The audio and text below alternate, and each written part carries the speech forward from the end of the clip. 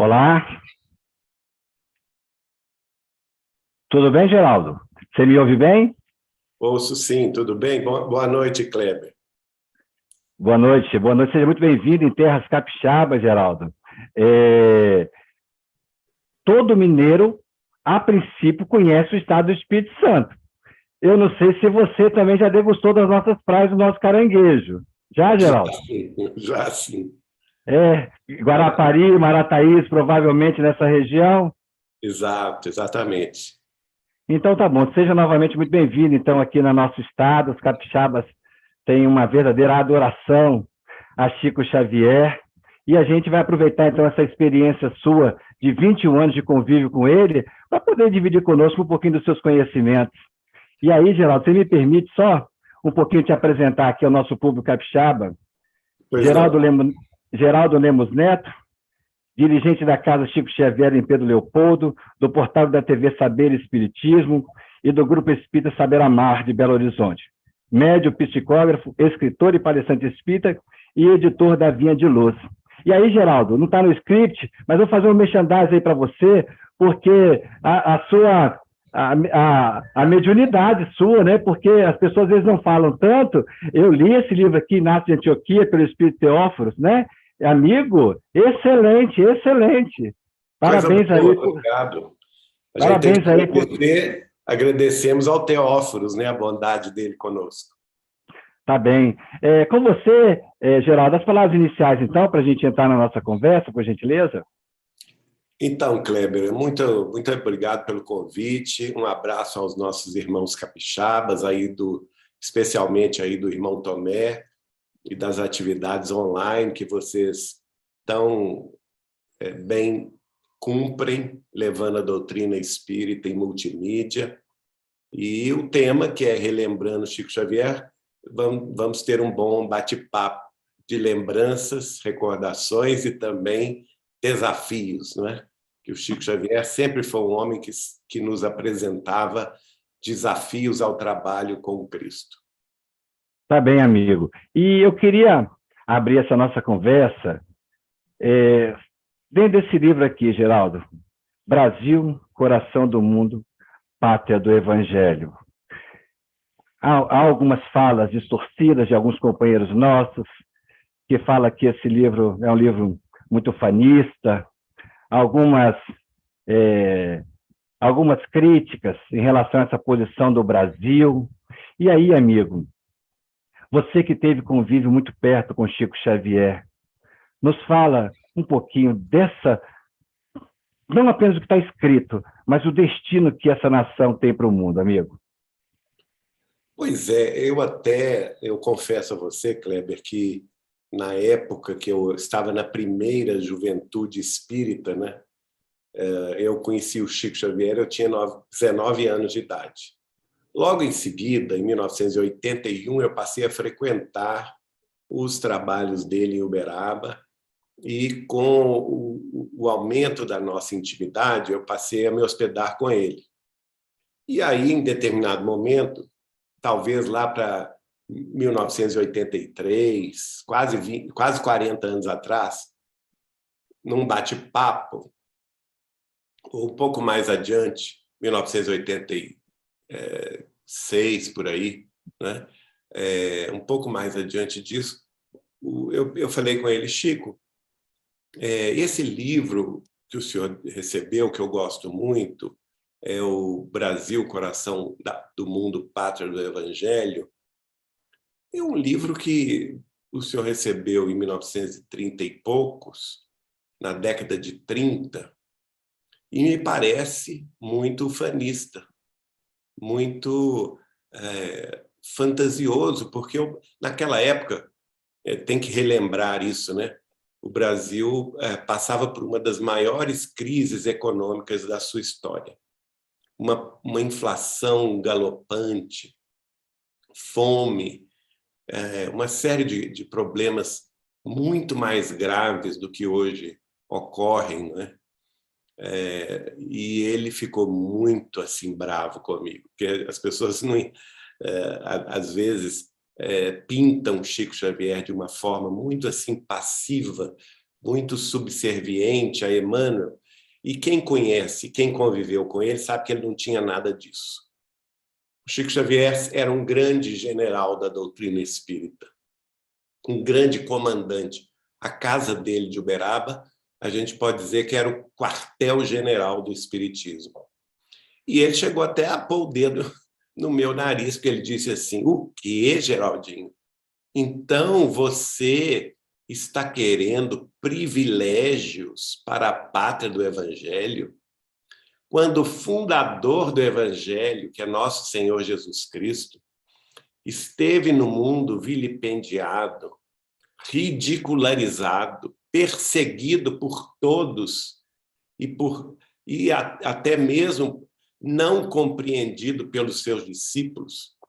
Nós sabemos que Pedro negou 3 vezes, né, na hora do testemunho, e os maiorais do templo entregaram-no covardemente à autoridade romana sem que ele tivesse qualquer culpa ou qualquer pecha em sua história de amor, de sabedoria, de caridade para com todos.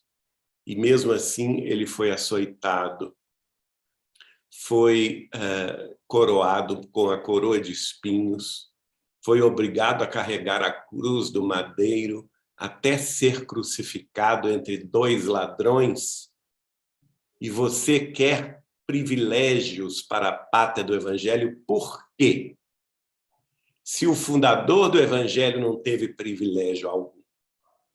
Então, Kleber, eu fiquei numa vergonha, num sentimento assim, gente, como eu sou ignorante, né? A gente, não, ao ver as coisas muito do lado externo, não se aprofunda na mensagem.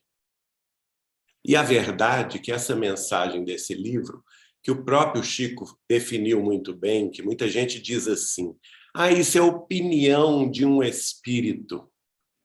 E Humberto de Campos não era um espírito elevado. Inclusive, quando ele estava na carne, ele combateu o espiritismo, ele ridicularizou o Chico Xavier. Então, era uma opinião de um espírito mediano, que estava desencarnado. E essa tese também rui por completo, porque numa entrevista em que se perguntou ao Chico Xavier isso, que o livro Brasil, Coração do Mundo, Pátria do Evangelho, não parecia ser da autoria espiritual de Humberto de Campos, e ele disse assim: não, o livro não é de autoria dele. Humberto de Campos foi ao mundo espiritual superior e, verificando os anais da história espiritual do Brasil, copiou para a Terra, através de nosso intermédio. Então, ele foi um mensageiro de um livro que já existia no mundo espiritual superior.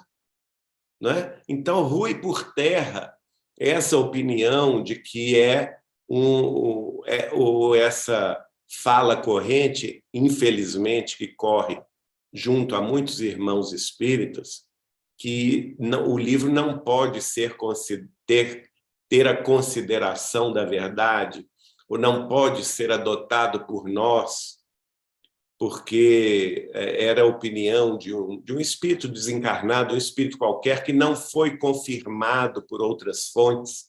Ora, em 1920, o espírito de Ismael, que nós sabemos ser o guia espiritual do Brasil, através do médium Albino Teixeira, na reunião chamada Grupo de Ismael, dentro da Federação Espírita Brasileira, no Rio de Janeiro, na Avenida Passos, número 30, grafou lá uma mensagem claríssima, em 1920, em abril de 1920. Antes, portanto, 7 anos antes do Chico Xavier começar a psicografar. Veja bem, e ele dizia que ele, em nome de Jesus, em nome da alta espiritualidade, tinha feito o transplante da árvore do Evangelho da Palestina para o Brasil, tendo em vista que aqui, em solo brasileiro, que ele chama nas terras de Santa Cruz, esta semente haveria de crescer, se multiplicar, para dar frutos multiplicados de amor e de sabedoria. Isso em 1920. Então, antes mesmo de Chico Xavier receber o espírito de Humberto de Campos sobre a missão do Brasil como pátria do Evangelho e coração do mundo, o espírito de Ismael já tinha escrito isto. Está, para quem quiser verificar, na revista Reformador do mês de abril de 1920. E, além disso, nós temos previsões de outras fontes, como, por exemplo, Dom Bosco, na Igreja Católica, que era um santo que viveu santamente, não é, o Evangelho de Jesus, e ele tinha mediunidade de profecia. Ele viveu na Itália e ele previu claramente o papel do Brasil, inclusive ele definiu a capital da nação, que seria a pátria do Evangelho no terceiro milênio, que é justamente a latitude e a longitude de Brasília. Até isso foi previsto, né?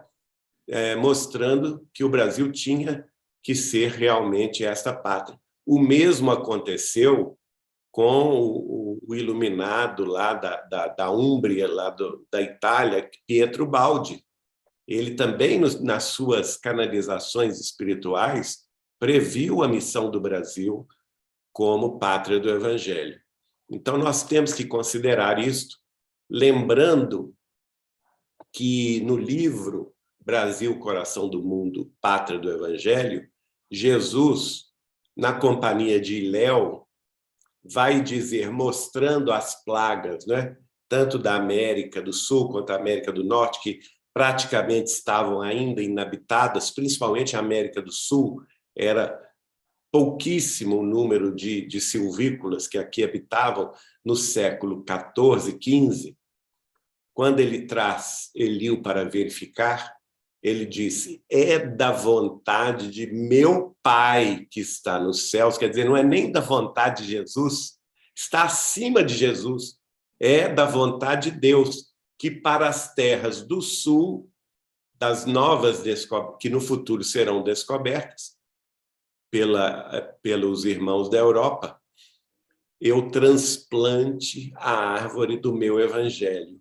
Inclusive, ele diz assim, aqui as injunções políticas terão papel secundário, porque, antes de tudo, vigirá o sinal da minha cruz, que é o sinal da fraternidade universal, unindo todos os povos em solidariedade e em amor, lembrando os ensinos da Boa Nova.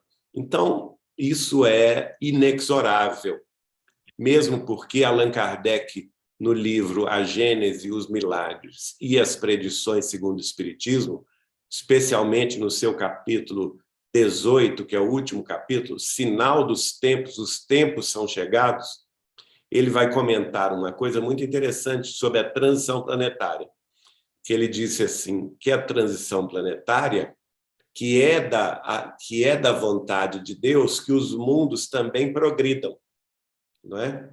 E que as humanidades podem até atrasar o processo de acordo com o seu mau proceder, mas que nenhuma má vontade humana pode se interpor à vontade divina. Quando a vontade divina determina certa coisa, ela se cumpre a despeito de qualquer má vontade humana. E aí, Geraldo, eu vi que você falou um pouquinho sobre, vou usar essa palavra agora, vontade divina, e no próprio título da obra, Brasil, Coração do Mundo e Pátria do Evangelho. E há muitas pessoas, às vezes, desejando tirar o Evangelho do Espiritismo, essa parte do Cristo do Espiritismo. Ademais, há um certo movimento que me parece que em alguns arraiais é até vergonhoso falar que você é cristão e falar do Cristo. Exato. Então, e às vezes há um vilipêndio até com os símbolos das igrejas, né? E eu vejo que Chico era um profundo adorador de Jesus. Às vezes ele se emocionava só falando de Jesus. Você tem essa... Exatamente, Kleber. Você acertou em cheio. O Espiritismo, ele é a doutrina do Cristo, renovada pelos conhecimentos de Allan Kardec do século XIX. É o consolador prometido pelo Cristo. Então, nós não podemos... Aliás, o Chico, na década de 80, e quem quiser pode confirmar isso, que eu vou falar aqui, com quem de fato convivia com Chico Xavier, a partir da década de 80, e eu cito aqui que estão ainda encarnados, né?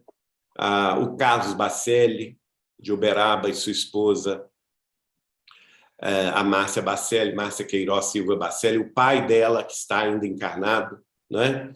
Lá em Uberaba, a família Barçante de Araxá, Dona Silvia, já partiu para o mundo espiritual, mas a filha dela está aí, a Sônia Barçante, em Uberaba, o filho dela aqui em Belo Horizonte, mora aqui, outras pessoas de São Paulo, como Caio Ramaciotti, como Dona Nena Galves, né? Outras pessoas também que conviviam com Chico, que estão no Rio de Janeiro, que estão no interior de São Paulo, a família de Dona Branca Gomes, por exemplo, de Franca, não é? Os nossos irmãos, muito amigos do Chico, o casal que fundou o Grupo Espírita da Fé de Niterói, já partiu para a espiritualidade, mas os seus filhos todos estão aí, tanto em Niterói quanto em Torres, no Rio Grande do Sul. Nós aqui em Minas Gerais, as famílias que conviveram com Chico, tanto em Pedro Leopoldo, sua cidade natal, em Belo Horizonte, de onde eu estou falando hoje, não é? As famílias do Martins Peralva, do Dona Neném Aluoto, Antônio Roberto Fontana, a minha própria família Machado, de Pedro Leopoldo, pessoas que conviveram com ele também de Goiás, como, por exemplo, o Dirceu Abdala, de Goiatuba, não é? Então, vejam bem, todos nós fomos testemunha das falas do Chico Xavier, alertando o movimento espírita que, no futuro, que esse movimento, inclusive, havia começado na América Latina, é um movimento que entrou, inclusive, no Brasil pelo Rio Grande do Sul, da chamada Confederação Espírita Pan-Americana, CEPA, e que o objetivo deles não era nada de espiritismo, mas sim que havia uma certa vaidade intelectual desses intelectuais espíritas de transporem para o movimento espírita de doutrinas que são originárias do materialismo histórico, não é? E que tem feito tanto mal à humanidade desde que se estabeleceram na Terra no final do século XIX e principalmente durante o século XX. É através do materialismo histórico que surgem correntes de pensamento nefastas à família, por exemplo, nefastas à questão, por exemplo, da luta de classes com a chegada do comunismo e todos as decorrências lamentáveis que vieram com as matanças indiscriminadas de todos que eram contras nesses países que instituíram o comunismo, não é? E aí vem também, dentro da filosofia, os escritos de Sartre, de Simone de Beauvoir, que, a princípio, se você pegar, por exemplo, o livro dela, a introdução, parece até uma coisa muito bela, mas depois, a partir daí, o que ela escreve é de profunda falta de espiritualidade, é um materialismo histórico rasgado, não é? Que tira, por exemplo, toda a realidade espiritual do ser humano, que descaracteriza as individualidades no sentido de que elas podem ser o que elas bem entenderem, né? É a partir daí que se estabelece, por exemplo, a ideologia de gênero, que influencia hoje as escolas da América Latina. E o próprio Chico Xavier nós temos uma entrevista dele em que ele fala claramente contra isso, alertando, né? Olha, minha gente, as crianças, elas não têm discernimento para, por exemplo, conversarem sobre sexo, conversarem sobre relacionamentos sexuais. Elas estão numa fase infantil, elas precisam de proteção da família, elas precisam de proteção da escola contra qualquer interferência indébita, no sentido de as orientar para o sexo, que seria absolutamente fora de propósito, que seria absolutamente extemporâneo, não é? Uma vez que elas ainda não assumiram a própria individualidade nessa encarnação, que é um processo demorado, que precisa que o espírito chegue e passe por todas as fases, né? A primeira infância, a segunda infância, a adolescência, a juventude, para então, depois da juventude, ele exercitar o seu livre-arbítrio. Mas a criança não tem condição de exercitar o livre-arbítrio. Ela precisa da vigilância dos pais, da família, protegendo-a. Ela precisa da orientação religiosa em casa, né? Certa vez o Chico falou conosco assim: Geraldinho, nós somos seres humanos com alto grau de periculosidade. E a única força no mundo capaz de domar a nossa periculosidade chama-se religião, seja ela qual seja. Então, as escolas religiosas, todas elas, são dignas. E nós precisamos valorizar a religiosidade das famílias, respeitando cada qual no seu ponto de compreensão em que se encontram. Porque o Espiritismo ele não veio combater religião alguma. Né? Todas as religiões são dignas, são propostas de Deus aos seus filhos, cada qual diante da própria compreensão. Agora, o próprio Allan Kardec vai definir muito claramente sobre o papel da doutrina espírita, quando ele estava ainda codificando a nossa abençoada doutrina, dizendo: o espiritismo ele não veio dar combate e nem se lançar as armas contra as outras religiões, mas sim contra o materialismo. O grande inimigo do espiritismo é o materialismo, porque é do materialismo que surgem todas as paixões, não é? É do materialismo que graça, por exemplo, no mundo, as consequências do orgulho, da vaidade, do egoísmo, da sensualidade, dos vícios de toda a natureza. Então, nós temos que combater o materialismo, sim. Existe uma mensagem de Erasto, do espírito de Erasto, através de médiuns que Allan Kardec se utilizou na codificação espírita. Se não me engano, essa mensagem está no Evangelho segundo o Espiritismo e na Revista Espírita, que Erasto é claro, dizendo que contra o materialismo nós temos que ser radicalmente contra. Nós temos que usar a nossa radicalidade, sim, mostrando que o ser humano é um ser espiritual em trânsito pela Terra. Porque essa é a nossa batalha, mostrar ao mundo que nós somos espíritos imortais, como disse Neio Lúcio, né? Que vamos, sim, vencer todos os obstáculos, que todas as nossas dores terrestres têm sua razão profunda na noite sem fim dos séculos que já passaram, dos milênios que já passaram.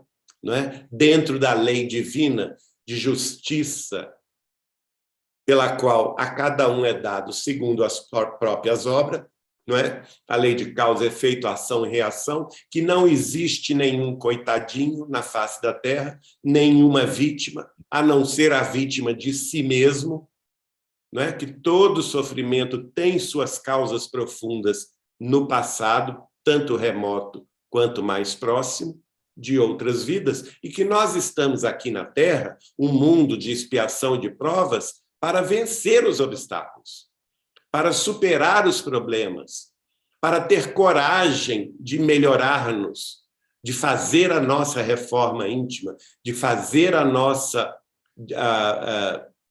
vamos dizer assim, a nossa mudança interna pelos padrões éticos e morais apresentados por Jesus Cristo no seu evangelho de amor e de sabedoria.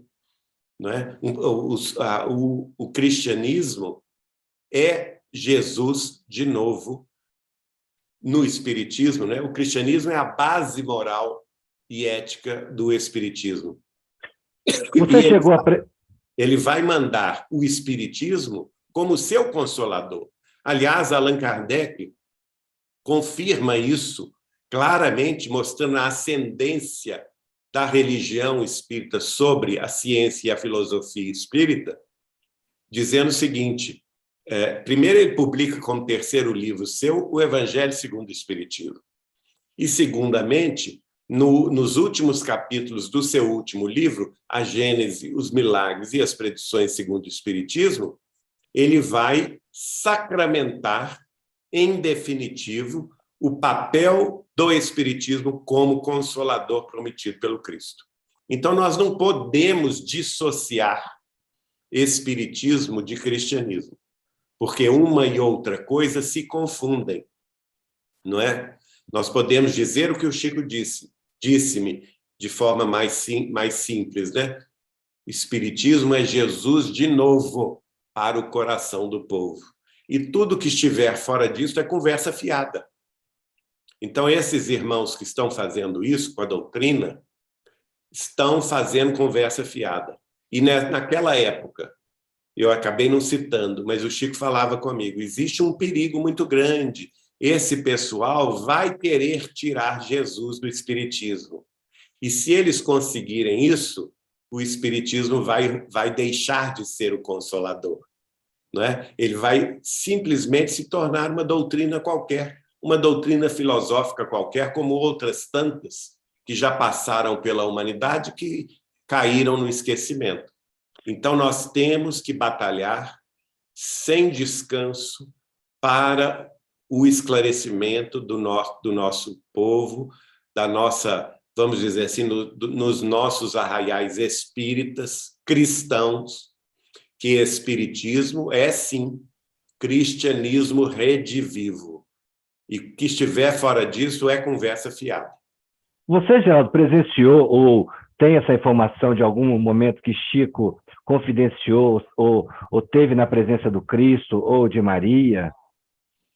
Bom, eu não presenciei, mas nós temos testemunhos que, por exemplo, quando o Chico, na casa de Dona Neném Aluoto, que presidiu a União Espírita Mineira por 33 anos, de 1962 a 1995, foi uma grande amiga nossa aí de Chico Xavier, ela foi amiga de Chico Xavier por 60 anos consecutivos.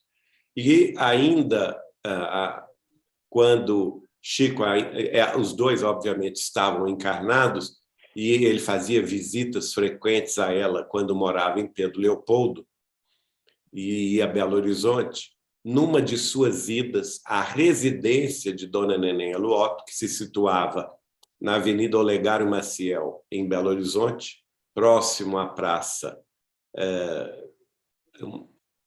Raul Soares, ali, ele recebeu uma mensagem de Jesus.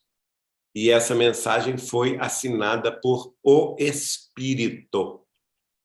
É uma mensagem belíssima que eu recomendo a todos procurar no livro Aulas da Vida, mais tarde, ela foi publicada no livro Aulas da Vida. E as pessoas também podem encontrá-la no site que se chama A Bíblia do Caminho, Testamento Xavieriano. Basta procurar lá o livro, que tem a relação de todos os livros de Chico Xavier, que eles transcreveram. Basta procurar lá e encontrar o livro Aulas da Vida e procurar entre as mensagens aquela que foi assinada por O Espírito. E é belíssima a mensagem, você sente ali. E quem esteve presente nesse momento mediúnico do Chico Xavier costumava dizer isto, costumava dizer que Chico abafou o caso, que ele pediu aos circunstantes que não divulgassem que era uma mensagem de Jesus, não é?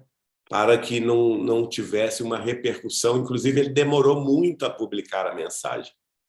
Então, a mensagem é belíssima. Depois, também, nós tivemos notícia que, nos últimos tempos da reencarnação dele aqui em Uberaba, especialmente naqueles últimos dias ou meses antes da sua partida, em 2002, ele foi encontrado por mais de uma vez ajoelhado e em lágrimas no seu próprio quarto, pelo Eurípides e outras pessoas também que testemunharam isso. E quando perguntava, eles até assustaram se ele tinha caído, se ele tinha machucado, e ele disse assim, não, eu estou aqui, fiquem quietos. Mandou que eles se sentassem. Fiquem quietos, porque eu estou aqui conversando com o nosso Senhor Jesus Cristo e Maria Santíssima. Eles vieram aqui me visitar. E ele embanhado em lágrimas, né?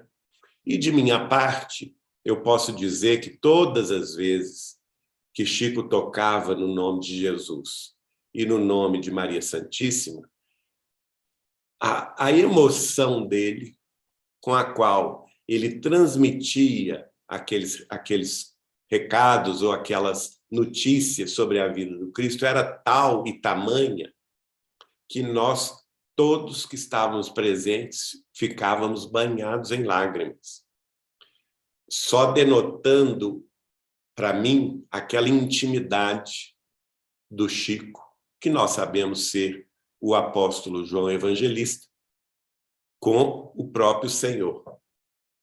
Tá bem. E aí, Geraldo, eu queria te fazer duas perguntinhas em relação ao que você falou. Primeiro, que eu vejo que Chico tinha uma grande amizade com a dona Nenê Luoto, e que você também conheceu ela, né? Participou da equipe dela na Federação Espírita Mineira. E Chico revelou a reencarnação dela, da onde que eles se conheciam? Muitas vezes, né? O Chico revelou que existia uma família espiritual bem grande, mais de 5.000 espíritos, e que ele, até onde ele se lembrava, não é?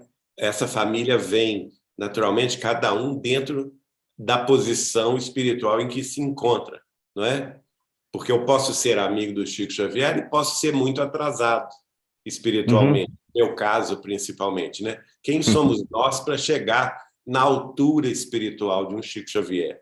E eu considero o Chico como um guia de todos nós, desse grupo, né? Que ele falou que era um grupo de 5.000 almas afins e que até onde ele se lembrava, nós estávamos caminhando e tropeçando juntos há 40.000 anos. E ele vai revelar, por exemplo, Dona Neném, para mim, era minha mãe espiritual. A Peralva era meu pai espiritual. Eu os conheci antes de conhecer o Chico. Eu os conheci por volta do dia 17 de fevereiro de 1981. E eu fui conhecer o Chico, fisicamente falando, apenas no dia 14 de outubro de 81. E, desde que os conheci, foi uma afinidade tão grande que minha mãe tinha ciúme, não é? Dessa relação, dessa ligação.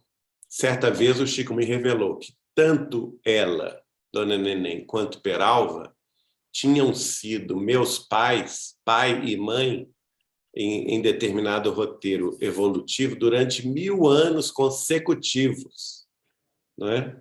Então, a gente são as afinidades que se estabelecem na Terra, não é?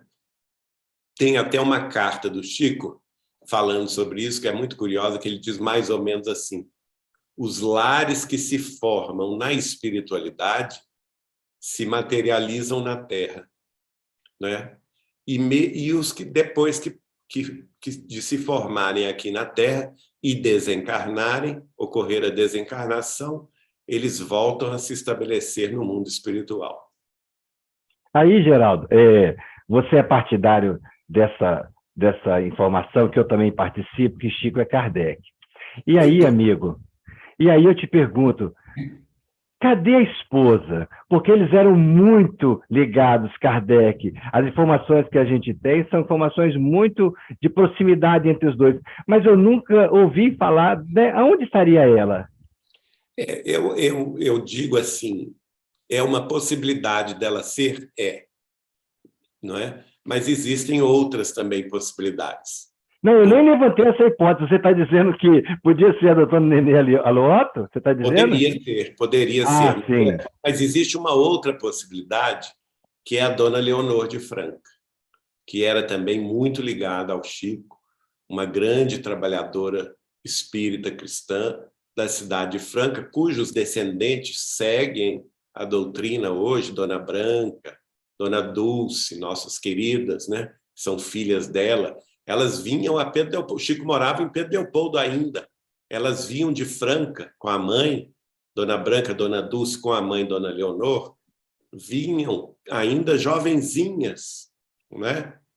E se hospedavam na casa do Chico Xavier, lá em Pedro Leopoldo, lá no mesmo local onde nós dirigimos, né, o memorial Casa de Chico Xavier, e elas nos contam maravilhas das conversas do Chico com elas, com a mãe delas. Certa vez, inclusive, elas nos contaram isso, inclusive fez parte de um dos encontros nacionais dos amigos de Chico Xavier, o testemunho de Dona Branca e Dona Dulce a respeito, que nós gravamos, né? Elas estavam lá, as três, na casa do Chico, hospedadas com o Chico, de repente tocou a campainha. E, tocando a campainha, o Chico foi atender, entraram 3 senhores, engravatados e tal, e coisa, muito sisudos. E o Chico os atendeu, elas ficaram na cozinha, sentadas ali, tomando café, enquanto o Chico foi atendê-los na sala da sua casa. E, de repente, elas ouviram o Chico dar gritos e repreensões aos 3 senhores. E ele gritava mais ou menos assim: eu não vou admitir que se fale mal dos espíritas, porque os espíritas são meus filhos, todos os espíritas são meus filhos. Eu não admito isto, que tragam calúnia, difamação, falatório contra meus filhos, porque se uma prostituta é espírita, ela é minha filha.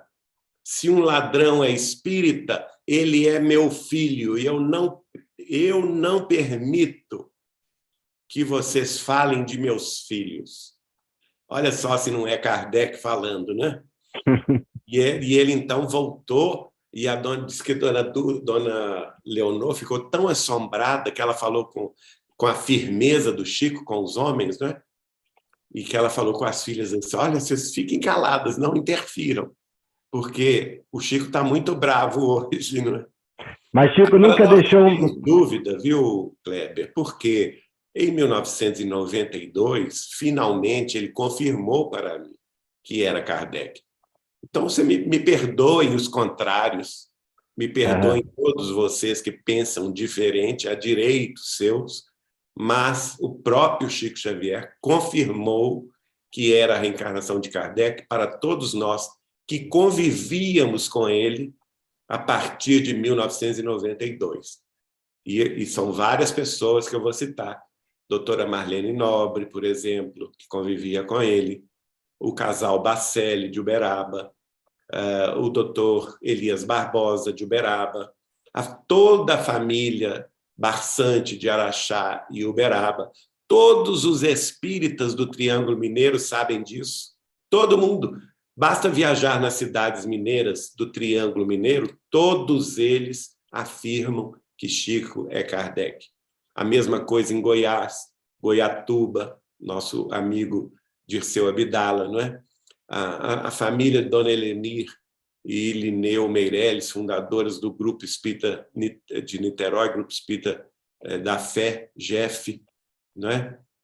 A própria família da Dona Leonor, que eu citei, da Cidade Franca, aqui em Belo Horizonte, todos da família de Dona Neném Aluoto, de Martins Peralva, de Pedro Valente da Cunha, de Antônio Roberto Fontana, a nossa família Machado, de Pedro Leopoldo, que conviveu largos anos com Chico Xavier, e eu próprio, né? A família da minha esposa, a família Borges da Cunha, enfim, todos que conviviam na intimidade de Chico a partir dessa época, o Adelino da Silveira, que escreveu que o Chico assumiu que era Kardec a partir do livro do Adelino, que ele revisou, que é o livro Kardec Prossegue, de autoria do Adelino da Silveira, da cidade de Mirassol, em São Paulo, que foi o primeiro livro que assume a tese dele ser Kardec. Este livro ele deixou com Chico alguns meses, o Chico revisou, como revisou todos os livros biográficos do Adelino, não é? E depois, no final de 1991, chamou Adelino lá e falou com ele: meu filho, Emmanuel está mandando você publicar esse livro com urgência. Ainda deu essa indicação. Publiquem com urgência, chamando lá os editores que publicaram o livro na primeira edição. A mesma coisa aconteceu com a família do então presidente da Federação Espírita do Estado de Goiás, Dr. Weimar Muniz de Oliveira e Dona Creuza, e ele era, a princípio, contra a ideia, mas foi pesquisar, tendo em vista diversas informações espirituais confirmando que Chico era Kardec, não é? Ele foi pesquisar o assunto, acabou se convencendo e publicando um livro extraordinário que está disponível para qualquer um ver em PDF na internet, que é o livro A Volta de Allan Kardec, de autoria dele, chama-se Weimar Muniz de Oliveira. Depois que ele deixou a presidência da Federação Espírita do Estado de Goiás, ele foi presidir a ABRAME, Associação Brasileira dos Magistrados Espíritas, porque ele era juiz lá em Goiás.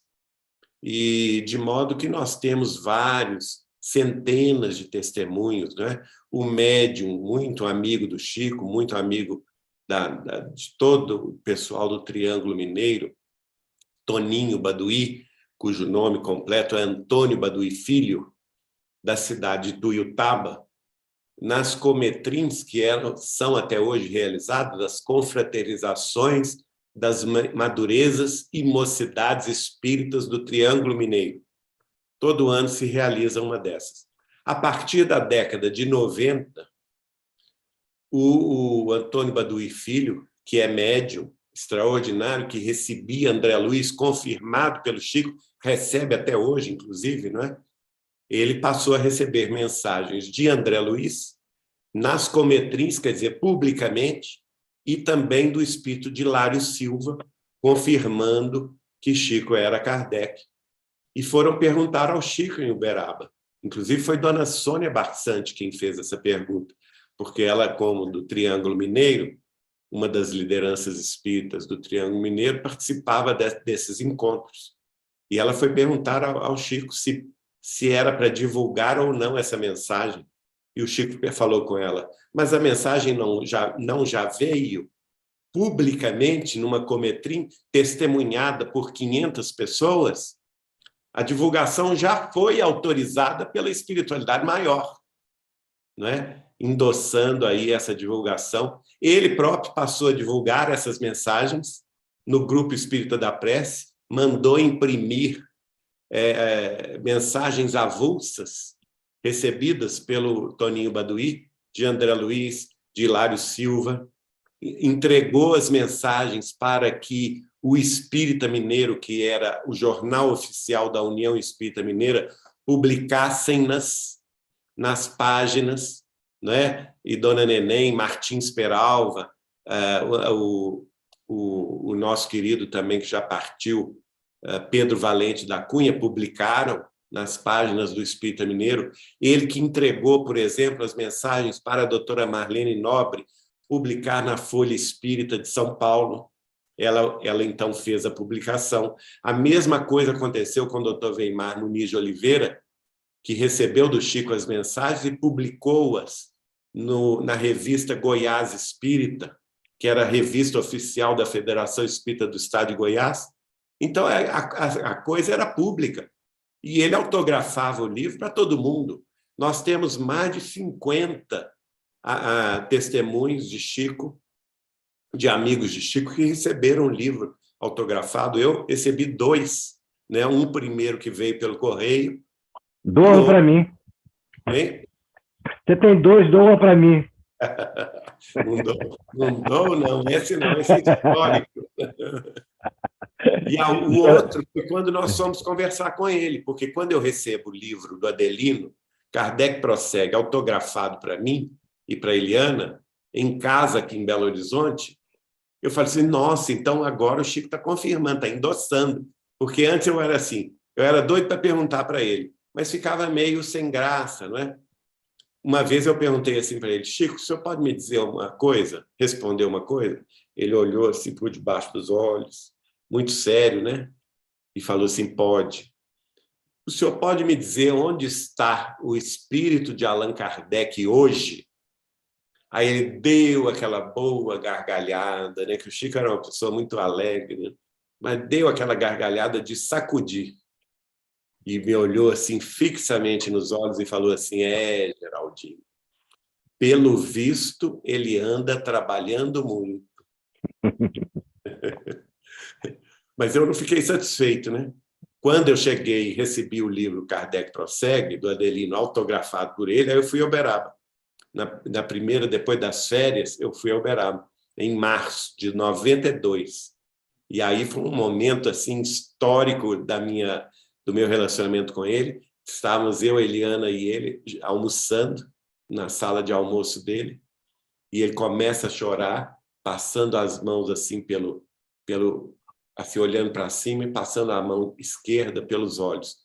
E falou assim comigo, é uma coisa muito curiosa este fato, Geraldinho, porque desde quando me entendo por gente, na minha meninice em Pedro Leopoldo, eu guardo integralmente na memória todas as páginas do Evangelho segundo o Espiritismo, desde quando eu tinha 5 anos de idade.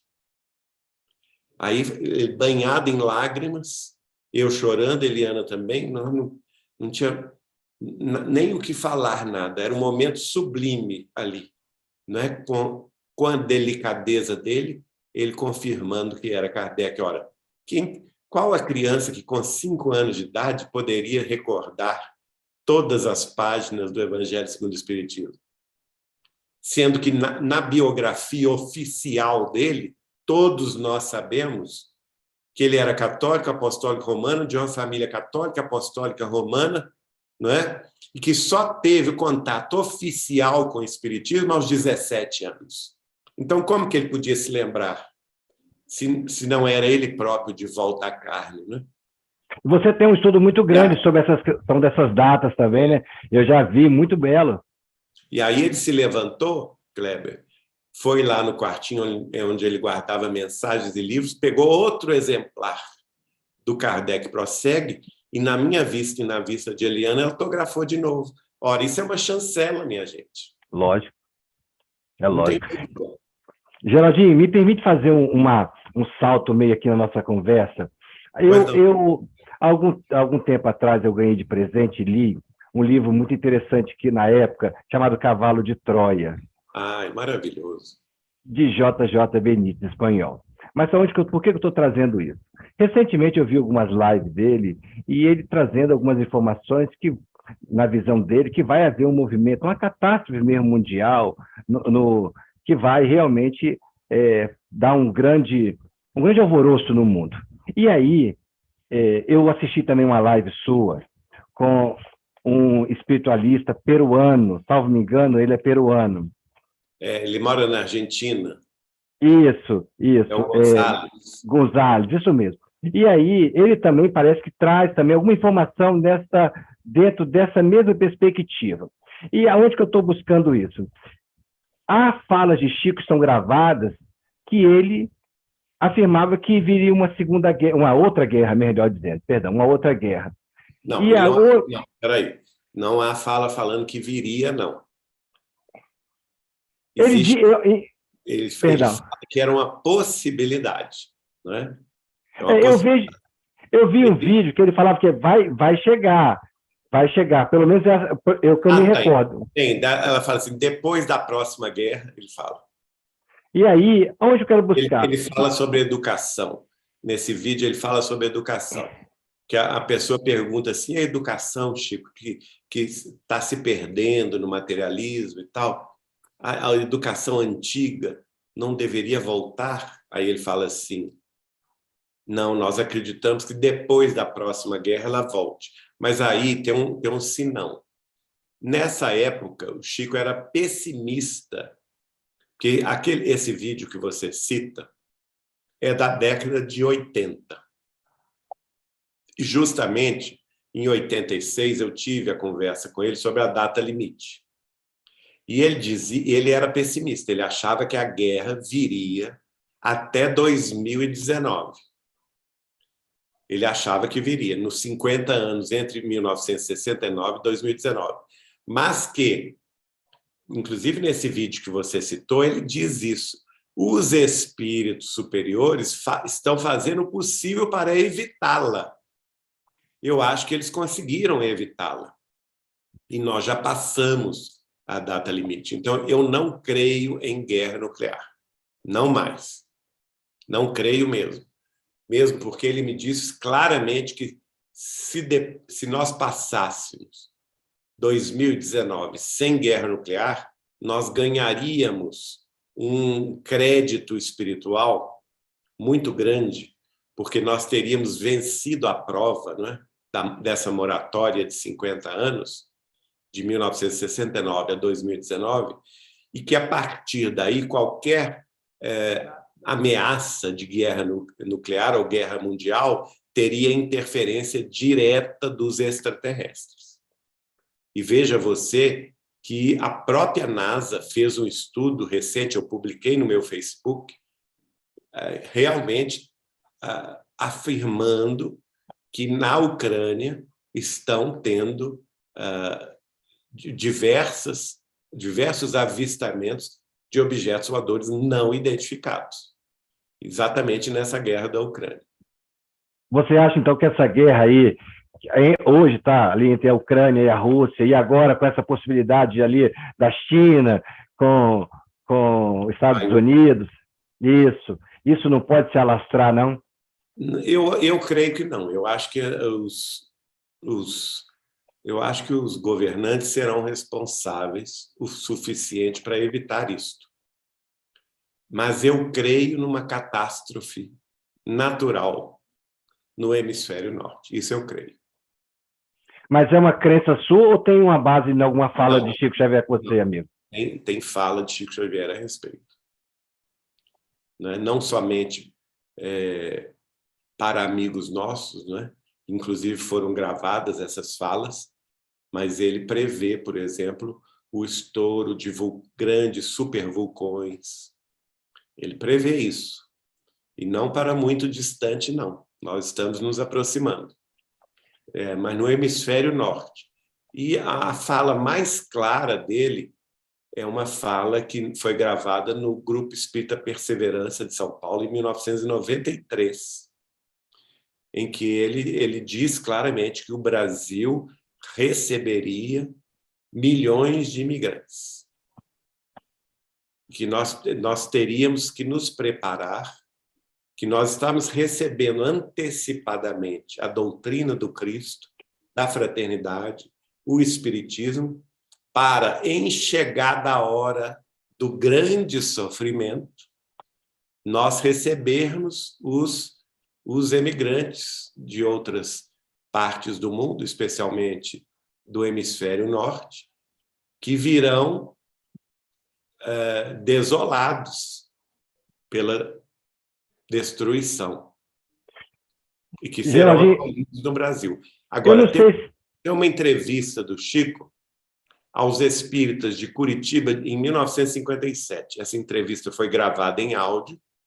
Ela se encontra hoje na sede da Legião da Boa Vontade, em Brasília, e foi reproduzida nos nossos livros, meu e doutora Marlene Nobre, Não Será em 2012, e na última versão, que se chama 2019, O Ápice da Transição Planetária. E lá está a parte que nos interessa dessa entrevista, em que o Chico, respondendo pela psicografia em nome de Emmanuel, aos espíritas de Curitiba, afirma que o Brasil, decorridos 400 e poucos anos de sua colonização, não é? De sua existência, mal tem se situado ao longo da costa, não é? A maioria da nossa população ainda reside num raio assim muito próximo da costa, à exceção de poucas cidades grandes do interior, como São Paulo, Belo Horizonte e Brasília, mas a grande maioria ainda é costeira, não é?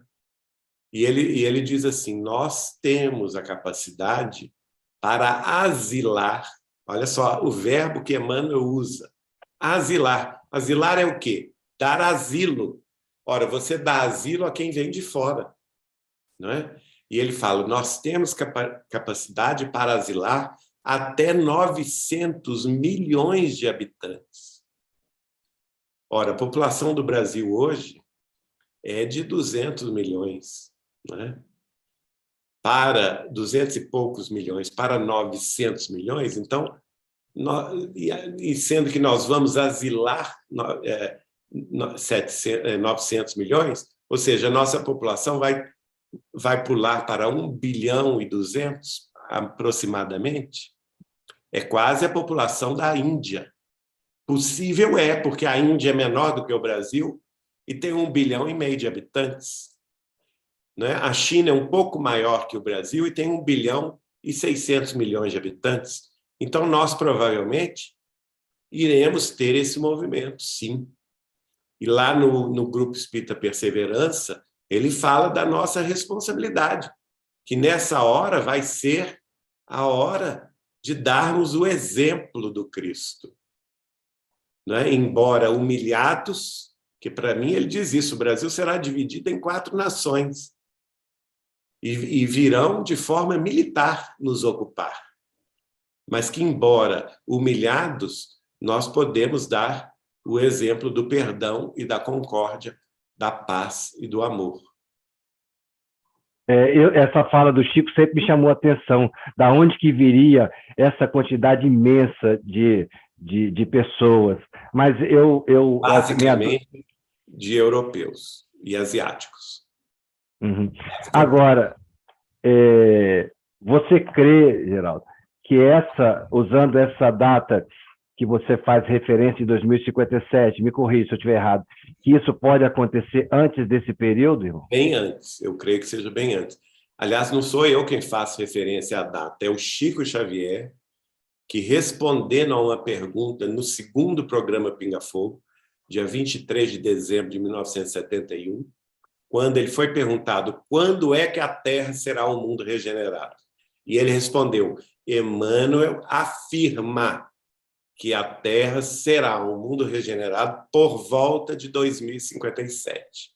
Mas, para que isto ocorra, até lá, é preciso que diversas transformações ocorram no planeta, para o concurso do aceleramento do processo de mudanças. Ora, então, uma dessas coisas que vai acelerar a mudança será esse cataclismo mundial. Pois é, isso que eu ia te perguntar, Geraldo. Você já respondeu, porque como a gente percebe hoje a humanidade, teria que ter algum movimento para que pudesse haver esse avanço. Algo tinha que acontecer, mas não é algo pequeno, tem que ser algo Não é algo pequeno, não, é algo grande. Uhum. É algo grande, que virá realmente, né? Eu tenho para mim que pode ser a batida de um asteroide, pode ser, ainda que de menor tamanho, mas que venha atingir, por exemplo, o coração da Europa e, a partir daí, causar uma série de tsunamis, de erupções vulcânicas e terremotos devastadores nessa região do norte do planeta, né? Na Europa, na América do Norte, na Ásia, como consequência desse cataclismo, e que possa, então, fazer com que os sobreviventes desse cataclismo venham para o hemisfério sul, o Brasil, a África do Sul, a Austrália, que são os países que o Chico citou para mim como destino de grandes correntes migratórias. Uhum. Então, o Chico fez essas previsões para você, né, sobre esses acontecimentos que haverão de ocorrer. E esses que agora, eu acho que talvez o Brasil também já está atravessando um pouco isso aí, não? Para receber essas pessoas. Já está. Não é à toa. Daí a razão do Brasil ser o coração do mundo e a pátria do Evangelho. Por quê? Porque se você pensar o seguinte, se o hemisfério norte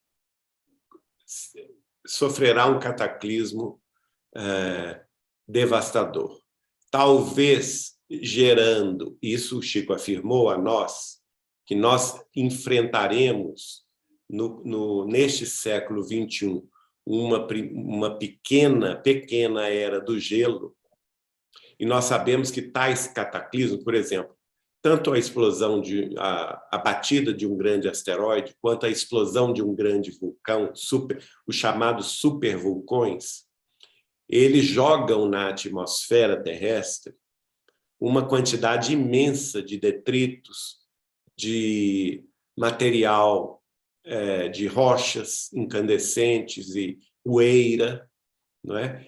Que, de certa forma, vão envolver todo o planeta. E, ao envolver todo o planeta, vão fazer com que caiam drasticamente as temperaturas, porque o Sol terá, naturalmente, mais dificuldade de chegar ao solo. E talvez grandes extensões de terra do hemisfério norte vão ficar inabitáveis por falta de agricultura, pela morte vamos dizer assim, das culturas dos animais para consumo humano, não é? E talvez que o Brasil seja uma região privilegiada. Aliás, cientificamente, na nossa atmosfera, existe a prova, e isso está perfeitamente classificado e identificado pelos astronautas que circundam o nosso planeta na estação internacional, na estação orbital internacional, não é? Mostrando que justamente no coração da América do Sul, e grande parte desse coração da América do Sul está justamente no Brasil, existe uma anomalia atmosférica inexplicável.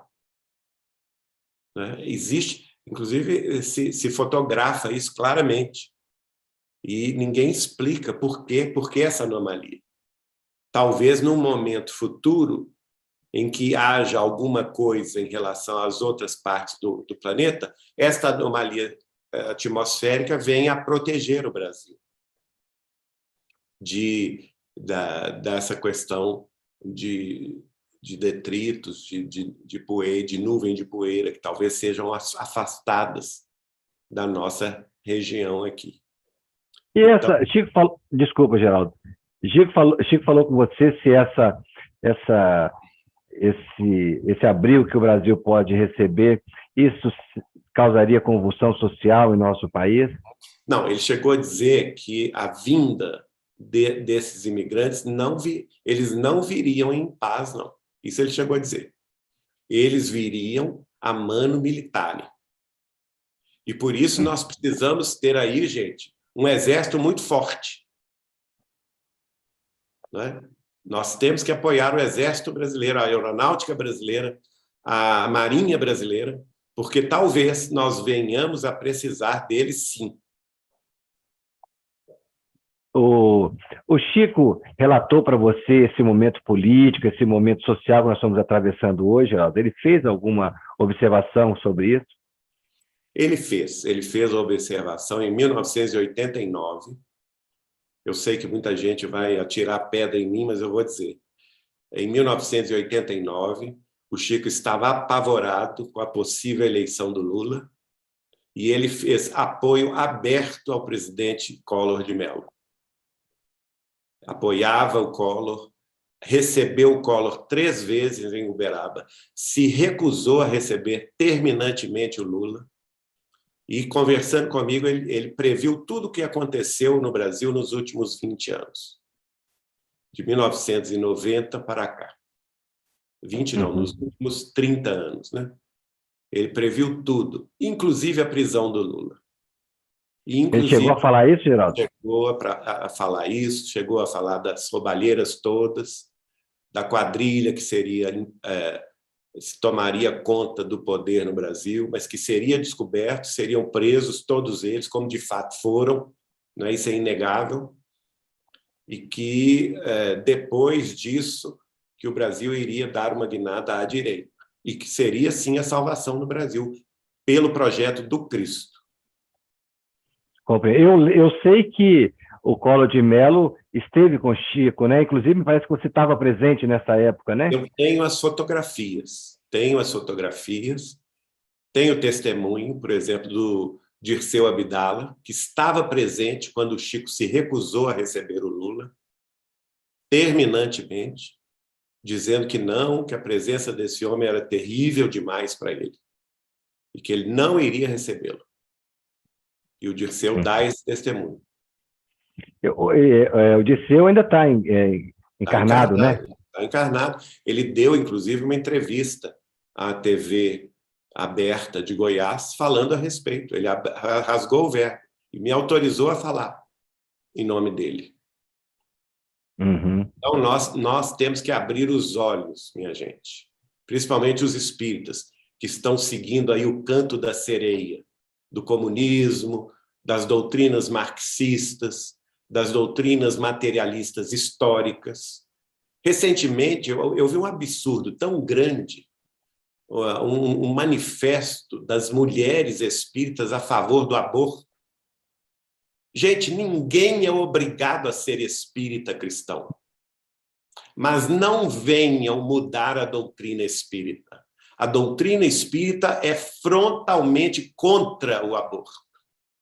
Não caiam no conto da sereia, no canto da sereia. Isto é treva. Isto é sombra das mais espessas, tomando conta do movimento espírita em favor de um assassinato, de um genocídio coletivo contra as nossas crianças, contra os nossos fetos. Não vamos cair nessa doutrina feminista de que a mulher tem direito ao próprio corpo, porque não tem. A reencarnação começa antes mesmo da concepção. É na concepção que o espírito se liga ao corpo. E, a partir daí, a própria ciência já diz isso. O feto é um feto humano, é um ser humano, embora em formação. Não é? Então, não vamos endossar o assassinato de fetos humanos por pretensas doutrinas materialistas históricas que são responsáveis pelo comunismo, pela ideologia de gênero, pela defesa dos pretensos direitos da mulher ao corpo, porque isto é uma falácia espiritual.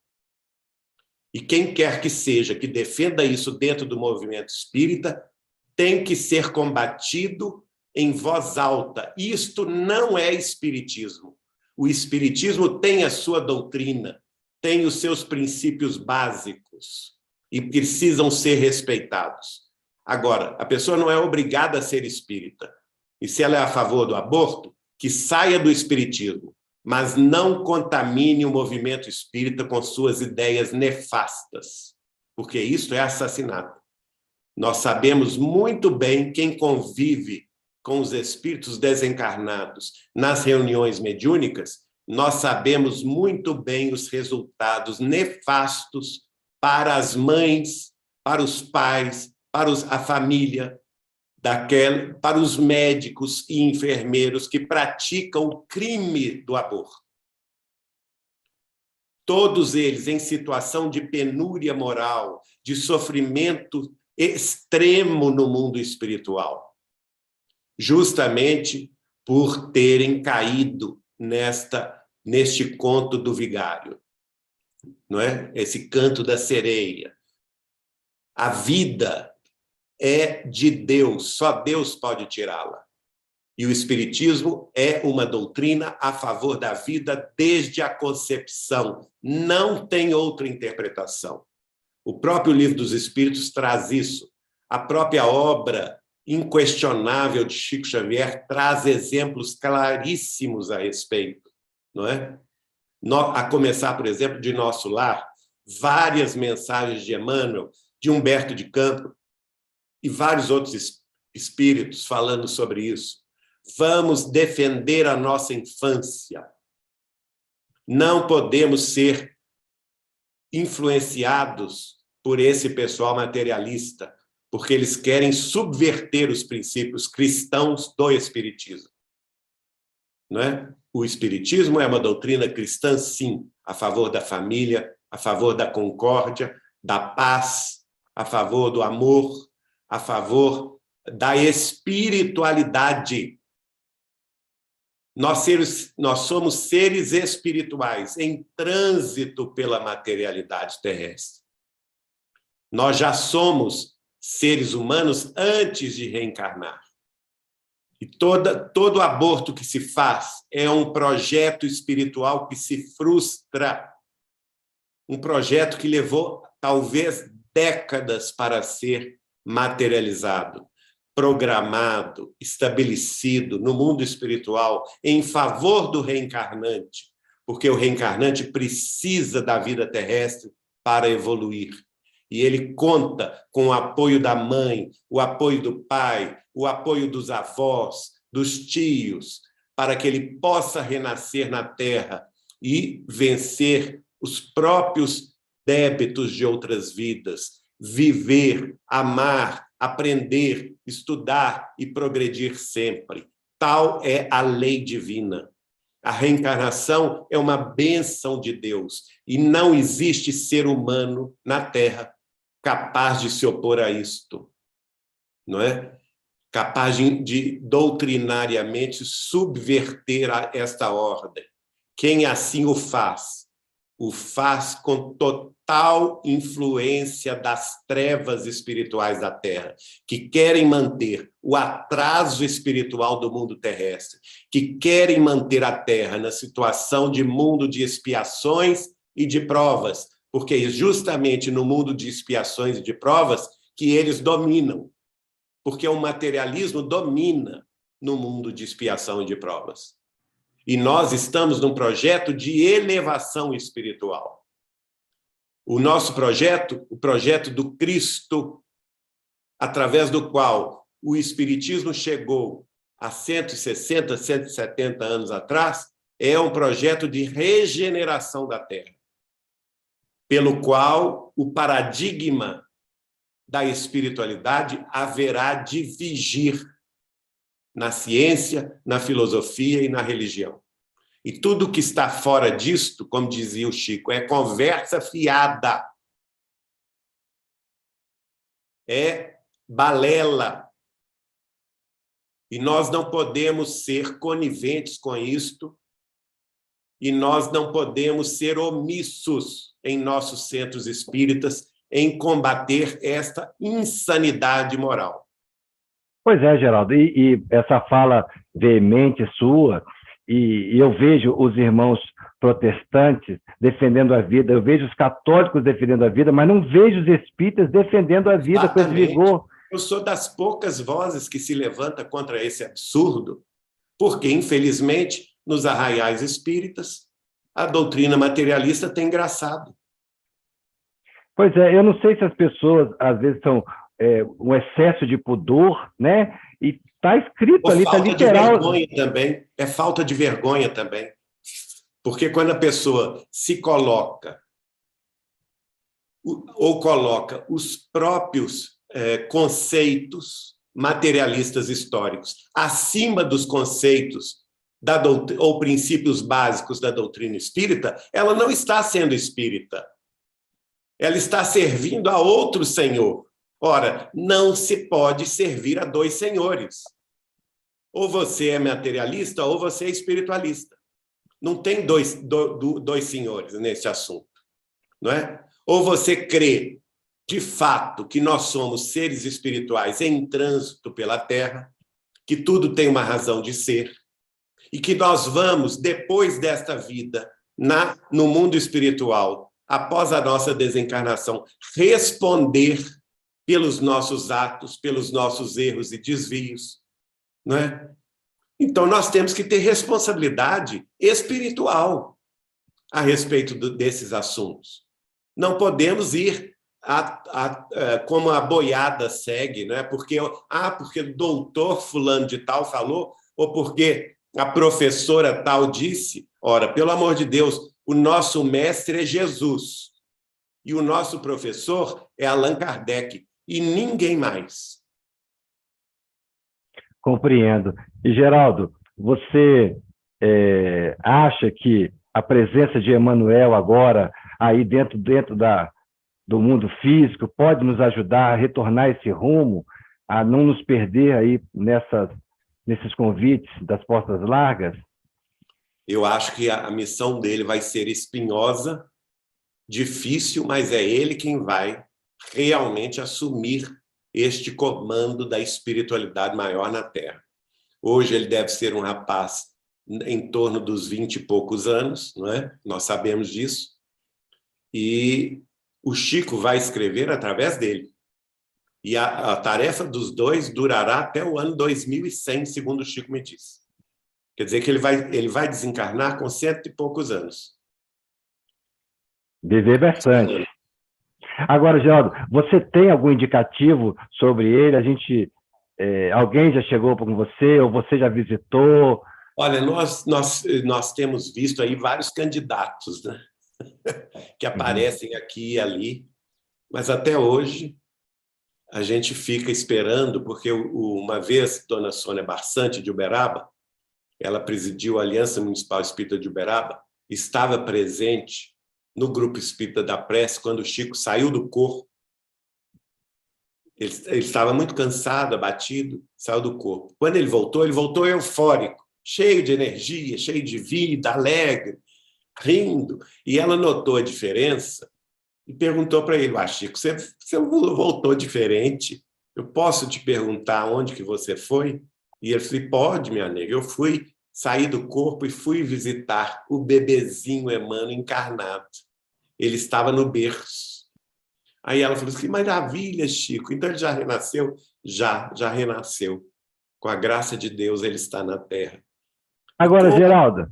E ela perguntou a ele: como que nós vamos saber quem é ele, Chico? E ele respondeu, e a resposta dele é muito sábia: pela obra. Então, como ele ainda está muito jovem, nós não temos a obra, não é? Vai precisar ainda muitos anos para a obra aparecer. Então, vamos aguardar com fé. Pois é, Geraldo. Aí, o Kardec começou já depois dos 50, né? Veja bem, Kardec começou com 54, não é? Então, e aí Chico começou com 17. A espiritualidade podia fazer um meio termo aí, porque eu estou com 55, eu queria conhecê-lo, entendeu? Nós vamos conhecer. Você está mais novo do que eu. Eu já estou só 5 anos. Estou otimista que vou conhecê-lo. Então, mas eu achei que... Eu vou te falar uma coisa que eu ouvi, mas você não espalha não, mas é o que eu ouvi. Há muitos anos, teve aqui presente no Irmão Tomé, Richard Simonetti, e eu fiz essa pergunta para ele. Richard, e Emmanuel? Aí ele falou, olha, eu tenho ouvido falar, ou ele falou ouvido, né? Que está por lá de Bauru. Eu falei, mas aí você está puxando a sardinha para você, porque... Estava puxando a sardinha. Não, ele falou, não, eu ouvi falar que está por lá de Bauru. Eu falei, então já é um indicativo, né? Eu não posso confirmar isso. Não, não, sim, isso que aí numa Respeito conversa... muito o Simonetti, mas ele deu uma puxadinha para a cidade dele. Pois é, e eu me recordei disso porque eu espero que Emanuel venha fazer uma diferença, né? Porque é um prosseguimento da tarefa do Chico, você não acha, Geraldo? Não, sem dúvida nenhuma é um prosseguimento. Aliás, é um prosseguimento de 3 séculos, porque quando Kardec estava encarnado, Emmanuel estava no mundo espiritual participando da falange do Espírito da Verdade. Tanto é que o Chico confirmou que a mensagem do Evangelho segundo o Espiritismo, assinada por ele, cujo título é O Egoísmo, é dele mesmo. Né? Depois, no século XX, Chico veio para a Terra e Emmanuel ficou no mundo espiritual, no plano espiritual. E agora, no século XXI, inverteu de novo. Chico voltou para o mundo espiritual e ele está na Terra. De modo que... E ele falou comigo assim, o nosso compromisso com o Brasil e com Jesus é de 3 séculos. E a doutrina espírita é de 3 séculos. Você acha que Chico volta a reencarnar no Brasil, Geraldo? Não, ele falou que não. Ele quis. A dona Nena Galves nos contou isso a mim, ao João Harley, ao Oceano Vieira de Mello, a todos que estavam ali ouvindo-a numa roda de conversa em Brasília, por ocasião do centenário de Chico Xavier. A Federação Espírita Brasileira fez um congresso nacional em homenagem ao centenário do Chico Xavier, e ela sentada ali conosco, aliás, nós estávamos até em pé, numa roda de conversa, ela nos contou esse caso, que ela pegou o Chico chorando certa vez na sua casa, que o Chico, quando ia a São Paulo, se hospedava com ela. E ela então ficou preocupada, pensou se ele estava passando mal e tal. Disse, não, Nena, está tudo bem. Não é, eu estou contrariado. Ele estava chorando. Mas contrariado por quê, Chico? Não, porque eu acabei de receber uma resposta da espiritualidade maior por parte de nosso Senhor Jesus Cristo. Um mensageiro veio trazer a resposta dele. Mas a resposta de quê, Chico? Não, porque eu havia pedido a ele o seguinte, depois da nossa tarefa completa com Emmanuel reencarnado no Brasil no século XXI, quando encerrasse esse período, eu havia pedido a ele para nós invertermos de novo, para eu reencarnar no Brasil no século XXII e Emmanuel ficar no mundo espiritual. Mas veio agora a resposta do Senhor negativa. O Senhor não aceitou o nosso pedido. Por isso eu estou contrariado, embora o nosso respeito ao nosso Senhor Jesus Cristo. E Dona Nena perguntou, mas então o que Jesus alegou?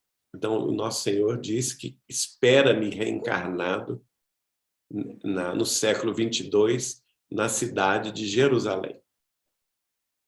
Junto com Emmanuel? Não, Emmanuel no mundo espiritual, né? Porque Emmanuel estará desencarnado. Aham. Normalmente, penso eu, que talvez esses espíritos, por maiores que seja o seu quilate espiritual, venham acompanhado também de outras pessoas para ajudar nessa tarefa, né, Geraldo? Claro. Então, Emanuel deve estar aí com alguns companheiros aí espalhados por esse O Chico Brasil. falava conosco, né, que não somente comigo, mas várias pessoas ouviram isso, como Dona Ivone do Amaral Pereira também afirmou isso, que no século XXI no Brasil viria Emmanuel chefiando uma equipe destinada a revivecer a espiritualidade no século XXI. Né? E o espírito de Victor Hugo, foi um grande dramaturgo e escritor, poeta também francês, do século XVIII e XIX, viria ele reencarnar no Brasil no século XXI, chefiando uma equipe de artistas, artistas plásticos, pintores, escritores, poetas e músicos, para revivecer também as artes. E uma vez o Chico falou comigo assim: Geraldinho, se o século XX será conhecido no futuro da humanidade como o século da ciência e da tecnologia, mas também o século das grandes guerras e das grandes matanças, o século XXI será, no futuro da humanidade, reconhecido como o século da espiritualidade, do renascimento da espiritualidade e das artes. Então, nós temos que ter esperança, porque um renascimento espiritual e artístico é fundamentalmente necessário neste mundo tão materialista e tão voltado às questiúnculas mesquinhas do ser humano. Uhum. Geraldo, você falou aí eu me recordo agora das visitas de naves na Ucrânia, e eu estava relendo algumas partes de Cartas de uma Morta, né? E ali fala de 2 momentos que a mãe do Chico Xavier teve, em Saturno e também em Marte. Né? 3 momentos, porque ela visita também outro sistema estelar trino de 3 estrelas. Uhum. Sim, e aí eu pergunto, você acha que a gente vai ter um contato mais expressivo com esses seres? Não falo no futuro muito longo, não, Geraldo. Estou falando agora. É muito próximo. Nós estamos muito próximos. Para mim, o Chico falou que seria depois de 2019. Que até 2019, a humanidade não merecia esse contato aberto, não é? Porque ela precisava se provar. Ela precisava resistir à guerra nuclear durante 50 anos sucessivos.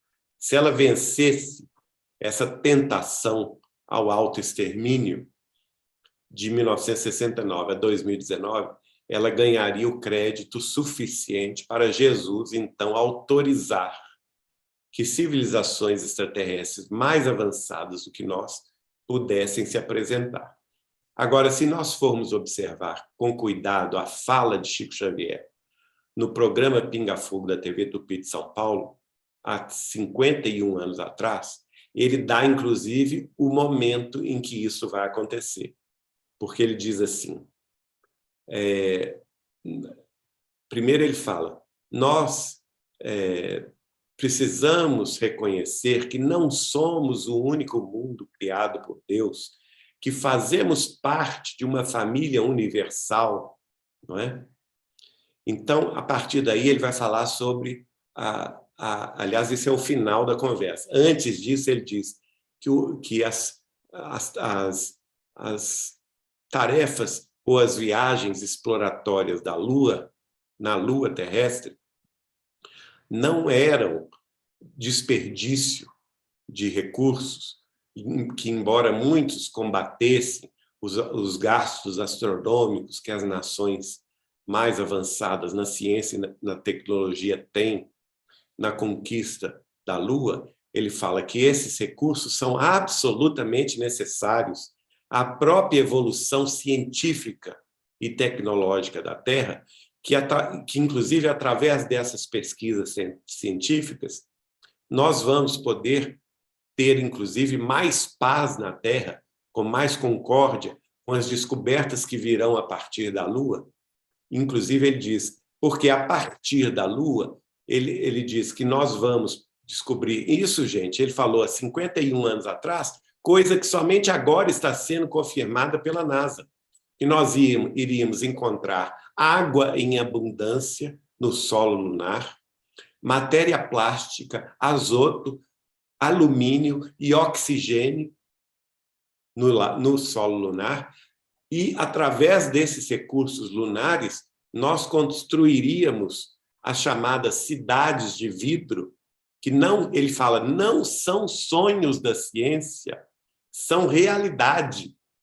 Olha só como o Chico era era visionário do futuro, né? Ele estava ali fazendo uma profecia na televisão brasileira, ao vivo, para milhões de pessoas. E aí ele diz, porque a partir do momento do estabelecimento desses núcleos terrestres da Lua, nós vamos, talvez, ter o contato direto de outras civilizações, inclusive ele fala até mesmo de civilizações de outras galáxias que virão se apresentar a nós.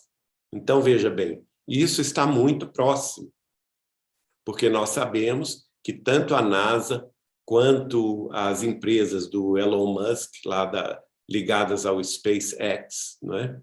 A Tesla, quanto, por exemplo, também a Agência Europeia de Astronomia, a Agência Japonesa de Astronomia e a Agência Chinesa de Astronomia estão com projetos de construção dessas bases lunares, inclusive nos Estados Unidos, e já dominando a técnica dos foguetes reaproveitáveis, né?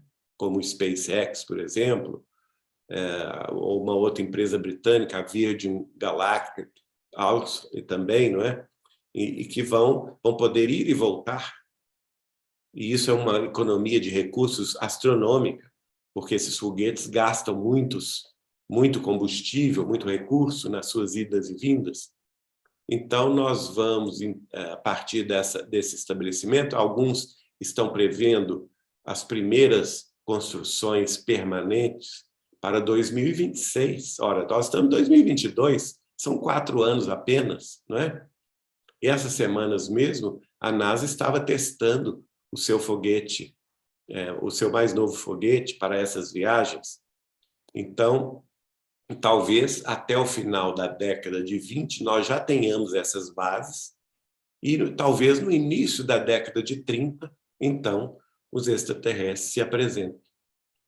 Agora, Geraldo, nesse livro, a mãe de Chico relata que os habitantes de Marte eram semelhantes, não é iguais, mas eram semelhantes um pouco à à humanidade. A diferença é que eles tinham umas protuberâncias, ela cita, né?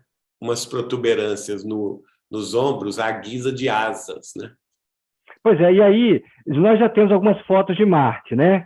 Aí a minha pergunta para você é o seguinte, essas não se visualizam esses seres porque eles estão em um outro tipo de vibração, ou você acha que a NASA e quem tem não divulgam para a população em geral?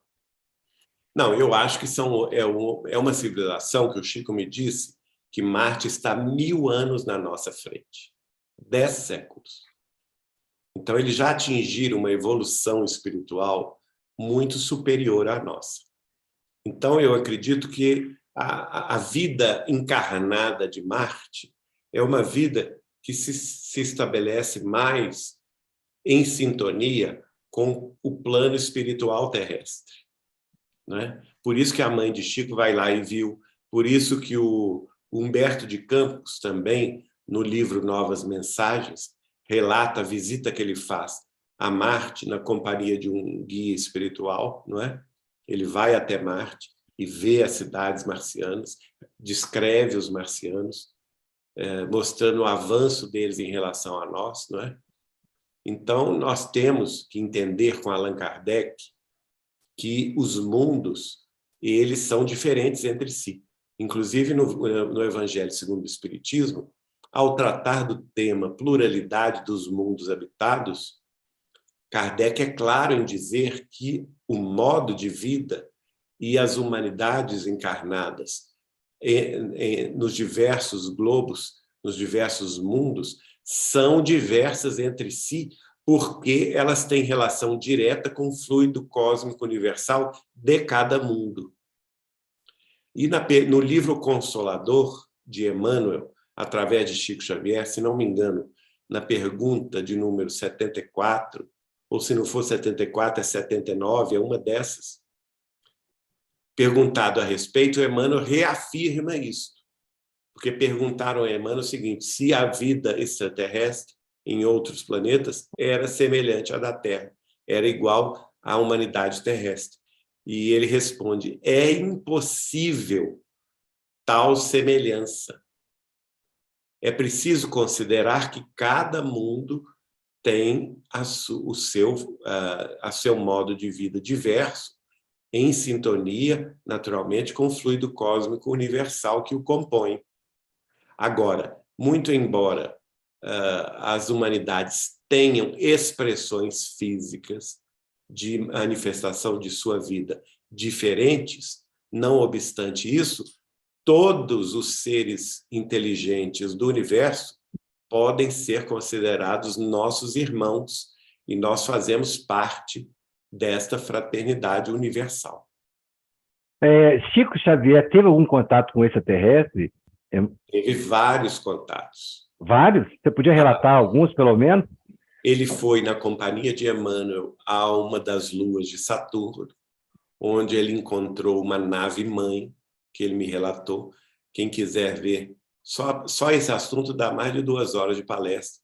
Basta procurar as palestras que fiz no YouTube, cujo tema é a pluralidade, a vida extraterrestre, segundo a obra de Allan Kardec e Chico Xavier, ou então a pluralidade dos mundos habitados, segundo Kardec e Chico Xavier, onde eu conto esses casos, né?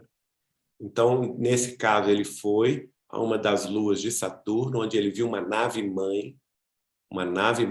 Dentro da nave-mãe, ele viu centenas de pequenas naves extraterrestres e conversou com o comandante dessa nave.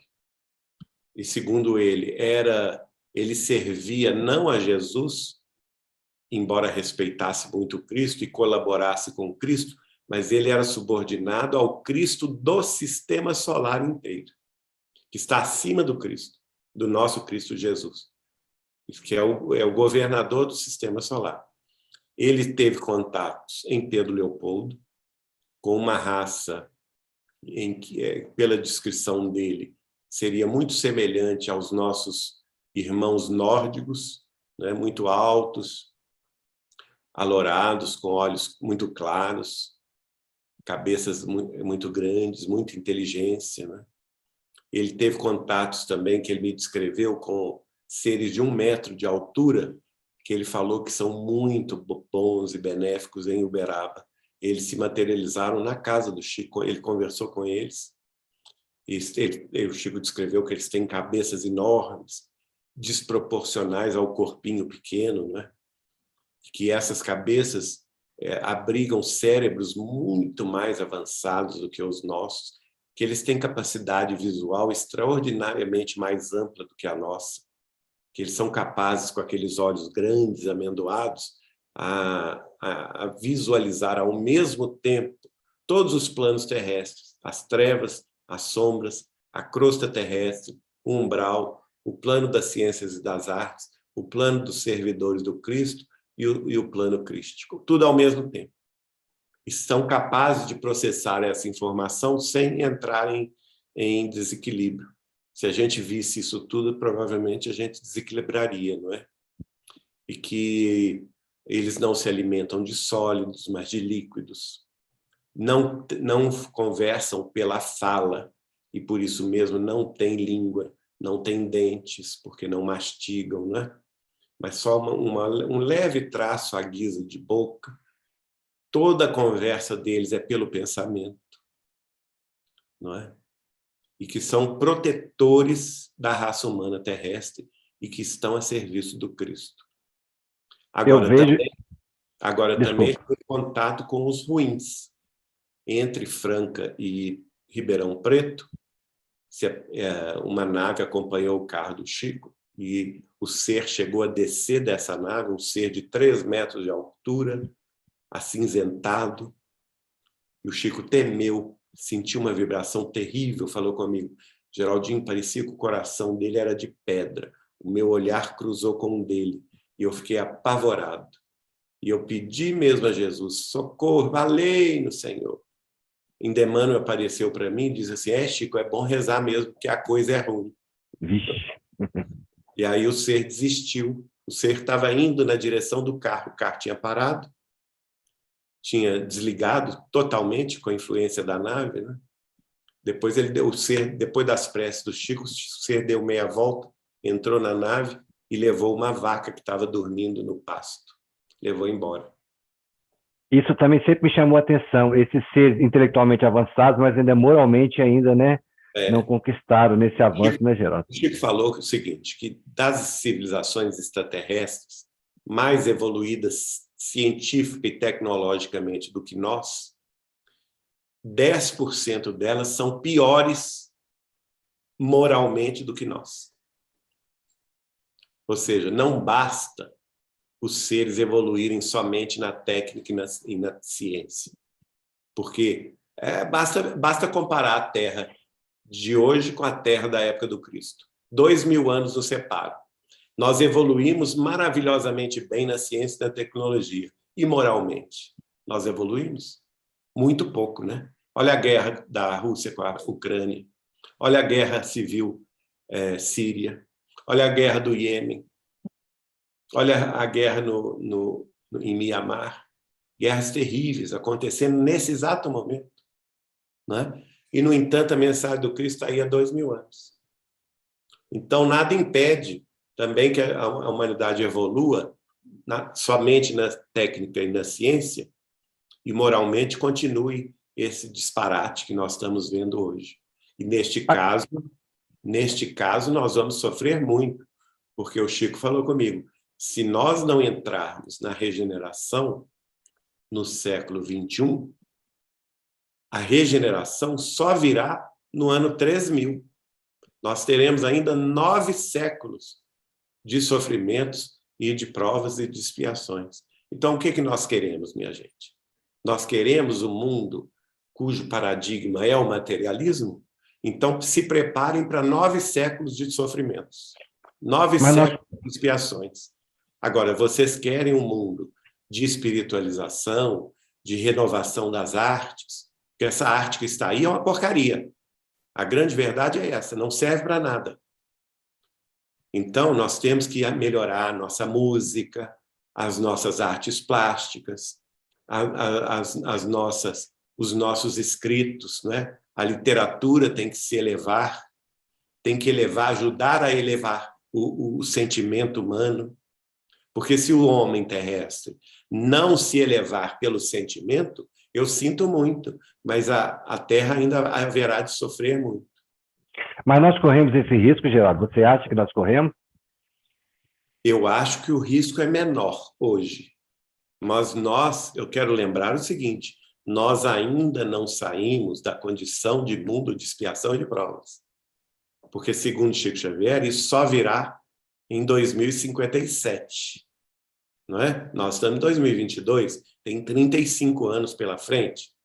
E nós temos que ver que a espiritualidade maior respeita o nosso livre-arbítrio. Se nós nos decidirmos, apesar de todo o avanço, apesar de todas as manifestações da espiritualidade maior, tentando impedir a guerra, tentando infundir no coração do nosso povo espiritualidade, beleza, fé, confiança, cristianismo redivivo, se nós dermos as costas a tudo isso, será decisão nossa, da maioria.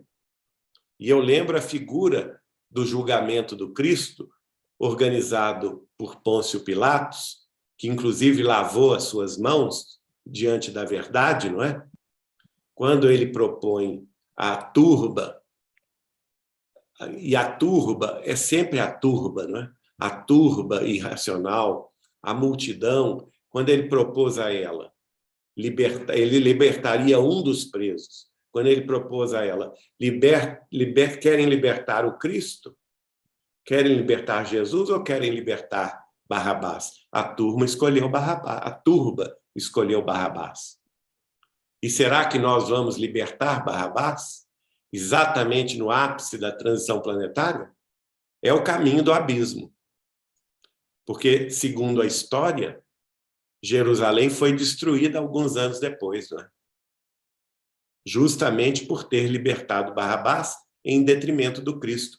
E o que foi feito dos hebreus? Foram submetidos, humilhados, escravizados e espalhados pelo mundo inteiro.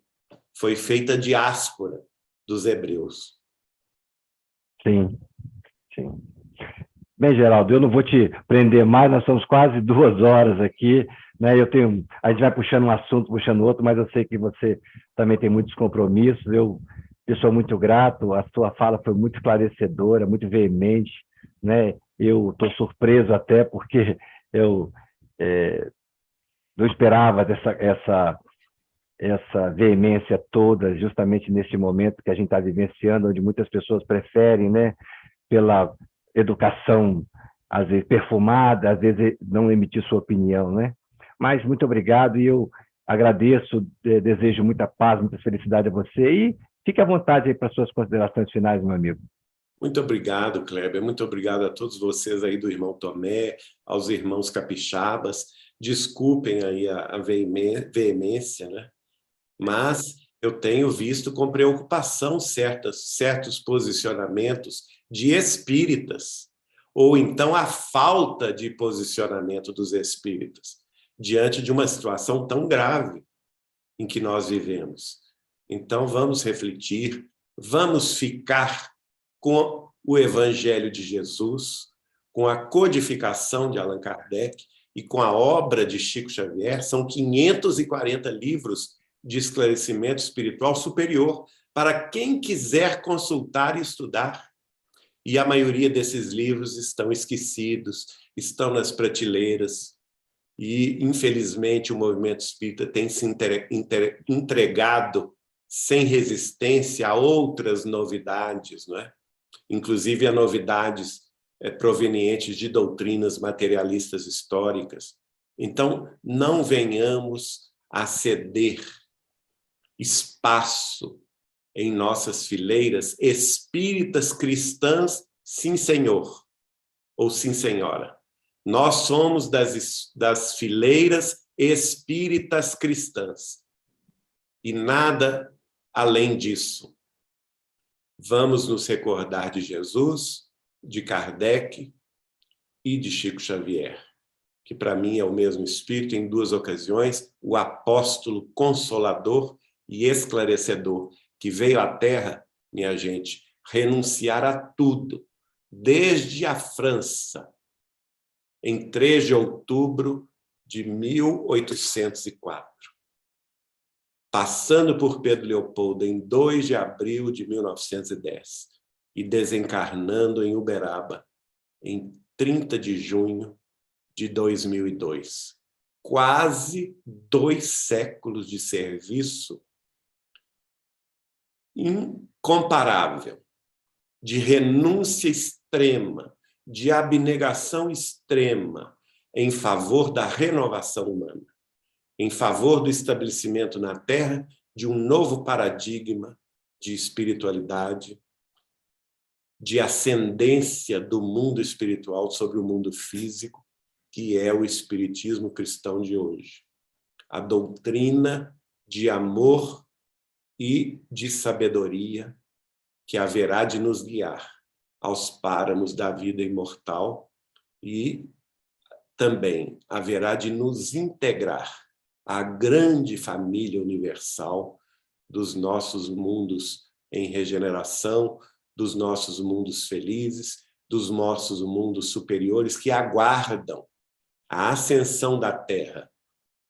E oxalá seja essa ascensão de fato concretizada agora, na primeira metade do século XXI, para que todos nós, em paz, possamos continuar aqui na Terra, usufruindo a bênção da vida que Deus nos deu e a bênção das futuras reencarnações que Deus haverá de permitir que tenhamos aqui na Terra, para o prosseguimento da nossa própria evolução moral, para o prosseguimento do nosso próprio esforço de domarmos as nossas más tendências e nos tornarmos à semelhança do item 3, do capítulo 17 do Livro dos Espíritos, em homens e mulheres de bem. Este é o nosso desejo, que nós hipotecamos e pedimos, hipotecamos a Jesus e a Deus que nos ajude, e pedimos a eles que, através dos nossos benfeitores espirituais, especialmente através de Chico Xavier, nos deem coragem e forças para vencer este grande desafio que se visualiza diante de nossas vidas atuais. Que Deus nos abençoe, que Deus nos ampare hoje e sempre. Muito obrigado, meu amigo. Muito obrigado. Nosso abraço ao pessoal de Pedro Leopoldo, de Brumadinho, onde você reside. Felicidades a todos os mineiros. Obrigado, Kleber. Um grande abraço a todos vocês aí. Beijo no coração.